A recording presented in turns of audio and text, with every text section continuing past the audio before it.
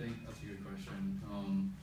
I think as athletes, we definitely sacrifice a lot of things, but that is why athletes are so special, because we give up a lot, because we do something that a normal person might think, wow, at 5 o'clock in the morning, jump in this freezing pool, and then go to school, and after school, you do it all over again, and you go back and do homework, and you repeat the whole cycle, day in and day out. And if you ask a normal person that, I get it, they're probably going to say, yeah, right, I'm not going to do it. But that's what sets us athletes and other people apart. That's why we're special, because we're dedicated, we're hardworking, we're determined, and we love to compete. So, yeah, social life. I think it's a maturity thing. How old are your kids, or how old are your swimmers? One 11 and my girl is 19. Okay, so your 19-year-old probably understand this better, but as far as your 11-year-old goal goes, when I was an 11-year-old kid, I thought, like, oh my gosh, I can't hang out with my friends at night, I can't sleep over at friends' houses, I can't do all this, I can't do all that. I think it's a maturity thing. At the end of the day, you're sacrificing part of your life, yes, but it's also how you see it.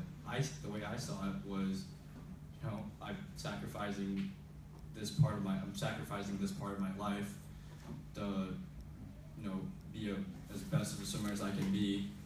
But if I put in the hard work and I become successful at something, it's not something a lot of people can say that they've accomplished. So you sacrifice the small things right now, but at the end of the day, like, you're not going to be playing a sport forever. You can go have fun with your friends when you're done with your sport. You can have a social life. You can do all this and all that. Like, I tell your kid, I wouldn't be too worried about it. Just don't listen to his friends. Do what he wants to do. Don't be influenced. Listen to his mom. Yeah, like, parents in the audience clap it. And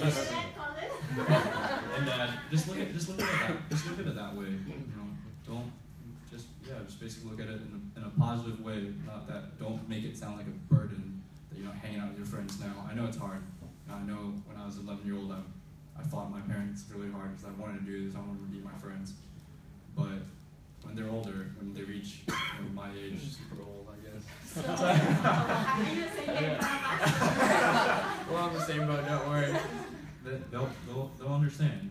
They'll understand when they're more mature. I wouldn't be worried about it.